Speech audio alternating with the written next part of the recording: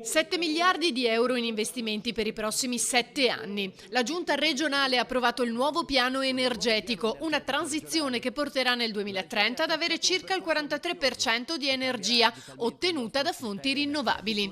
È stato presentato a Palazzo Balbi dal presidente Zaia e dall'assessore Marcato. Non abbiamo vento e quindi l'eolico non è assolutamente sfruttabile e dobbiamo andare evidentemente su idrogeno fotovoltaico, pompe di calore, biometano sostenibile, quindi impianti di biometano. Ecco, questa è la nostra filosofia. Tutto quello che ha mosso il piano però è una convinzione che non esiste una transizione ambientale ed energetica vera senza una sostenibilità economica e finanziaria. Ecco, questo va sottolineato assolutamente. L'insieme delle azioni infatti avrà un impatto economico di 20 miliardi con l'impiego di 100.000 addetti. Le risorse a disposizione sono 273 milioni di fondi comunitari, 5 miliardi e mezzo da PNRR, 1 miliardo e 2 da fondi europei REPower, 226 di fondi statali, 92 milioni di fondi regionali.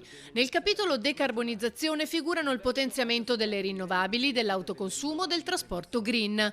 Per l'efficienza energetica sono previsti interventi nel settore civile e pubblico, oltre che nei trasporti. Per la sicurezza energetica il potenziamento e l'efficientamento delle infrastrutture. Il piano prevede che da qui al 2030 si passi da un 34 che abbiamo oggi di produzione in loco di energia da fonti rinnovabili al 50%, proprio perché ci siamo resi conto della fragilità energetica che abbiamo non solo noi, ma anche paesi che ci indicavano come dei riferimenti assoluti. Penso alla Germania, che era la principessa mondiale e campione mondiale di energie rinnovabili, hanno chiuso un tubo e la Germania oggi è in recessione. Nel piano sono previsti fondi anche per il contrasto alla povertà energetica. A Porto Marghera e Padova invece si svilupperanno le Hydrogen Valley. Uno a Porto Marghera evidentemente per la capacità logistica che ha e per le aree in disponibilità, e uno a Padova perché c'è l'università e c'è tutto il tema della ricerca, dove facciamo ricerca e produciamo